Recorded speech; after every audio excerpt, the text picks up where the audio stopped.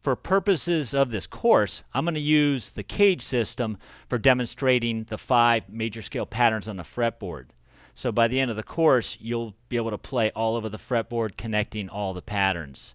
And you're also going to know several inversions of a major chord and the arpeggios. Okay, the first one we're going to take with the word CAGED is the first letter. It's the C. And what that's referring to is we're going to actually play a C chord as a bar chord. So instead of playing C in the traditional form with the fingers 1, 2, 3, we're going to actually do it setting up ready for a bar chord form. We're going to play a C chord with the last 3 fingers, keeping your index available for the movable bar chord shape. And for the key of C major that we're going to do this whole course in, we're going to need to play the C major chord as a bar chord. Now in the open position, it is a C form C major chord. But we don't want to have any open strings because that's going to hinder us when we change keys. And I'll explain that at the end of the course, how to change keys. So for right now, we're going to move this up the fretboard until we find where the root note, and the root note of every chord is always the lowest note that we're going to hear and you're going to play. And in this case, on a C chord, the lowest note you would strum would be the 5th string 3rd fret. That's your root note. That's the C note, or the root. So let's find another C on that same 5th string. If we move up actually to the octave, up here at the 12th position, I can bar the top 3 strings with my index finger, and then I'll retain the C form shape, and then we'll go ahead and strum that and take a listen to it.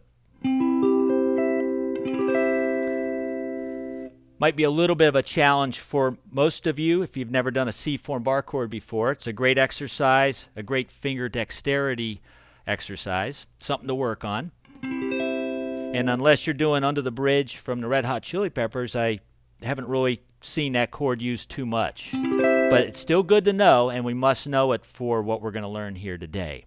So that's the C form C major chord. And then the next one in the CAGED system is the A. C-A-G-E-D is our little acronym or abbreviation. Just coincidentally, it's the 5 major chords. They spelled out the word CAGED. Now we're going to be on the A form, and then starting with an A major chord in the open position. A lot of guitar players finger it with 3 independent fingers. Many different fingerings I've seen. Many different fingerings are comfortable, but they're all the A form chord. Now we've got to do for a bar chord version, though, is convert that A chord to a bar chord movable one. So what we're going to do is hold the triple string grip like this. Instead of with 3 separate fingers, we're going to bar it with the 3rd finger. And then that frees up the index finger to be the barring finger also. And again, we're not going to use open strings because that's going to hinder us when we change keys. So what we're going to do is move this chord up so that the root note is on a C. Now when you're playing an open A chord, what string has the lowest root note? It's the open 5th string. If we continue moving that up the fretboard, we're going to find the 3rd fret on the 5th string is our root note for C. So what we're going to do is the A form C major bar chord in the 3rd position like this. And for most of you guitar players, this is one of the most popular bar chords, and I'm sure everybody has done this one before, so you're very familiar with this shape. Typically, you hold the 5th, 4th, 3rd, and 2nd string. Sometimes if you can roll your ring finger off of the high E string, you can even play that. Most of the time we won't, though, but you should know that anyway, and that's your A form C major bar chord. For the next one in the CAGED system, it's G. We're going to find a G chord as a bar chord and locate that. We're going to find the G shape, and then move it up the fretboard so that it becomes a C chord.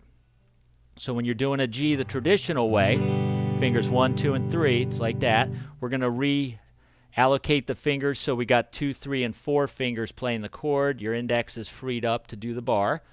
And on a G chord, your lowest note is the root. On the 6th string, it's the 3rd fret. We need to move that up the fretboard so that that 6th string, 3rd fret, is no longer the 3rd fret, but it's parked on a C note. I find a C up here on the 8th position, the 8th fret, and then I'm going to hold the G chord and bar the 5th fret on strings 4, 3, and 2. This is probably the hardest bar chord that you'll do. We call this one a G form C major chord in this position. And you'll probably never ever have to do this chord, but again, like the C form, it's a good one for finger dexterity, and it's just for building your strength and stamina. If you feel any cramps in your hand too from doing some of these bar chords, go ahead and stop, take a break. Definitely don't overdo it. Just try to grab the chord, and then you've done it. You can move on. So that's the G form C major chord. The next one in our system is the E form. So we got an E chord in the open position, the traditional open string way. Relocate the fingers so that we've got the index finger available for the bar, and we're going to move that again on the E shape. Your root note is the open 6th string, so we're going to move that up the fretboard until the root note on the 6th string is parked on a C note. It's the same C note we use for the G, but with the G we were doing the G shape. For the E form, we're going to do the E shape bar chord at the 8th fret. Hey, this is another popular chord too. This one's for most of you guitar players. This is probably one of the most popular chords you've done. Probably the first bar chord you learned too. Very popular chord. That's the E form C major chord. And then the final one in our CAGED system, CAGED, is the D. So again, we're going to look at an open D chord and then reassign the fingering so that we've got your index finger available to do the bar. And then on the D chord, your root note is on string 4. It's open. So now as we move up the fretboard, we want to keep the index finger 2 frets in back of the 3-finger D shape we got with the last 3 fingers, until we find a C note on the D string, which is up here at the 10th fret on the 4th string. So if I hold the D shape, this isn't easy. This is another hard one too. You got that. A better fingering I've come up with for me that works, some of my students like the 4-finger D shape, but one that works better for me is just to do a triple string bar with my ring finger on the 12th fret and put my pinky on the 2nd string 13th fret. That's a lot easier. And that's how it's diagrammed in the music that comes with this lesson. So let's go ahead and assemble what we just learned and listen to how they all sound similar. We're all 5 different ways of playing a C major chord. The C form C major chord, the A form C major chord, the G form C major chord, the E form C major chord, and the D form C major chord. The reason why they all sound familiar is that they all use the same notes. And we'll get into that in the next couple videos.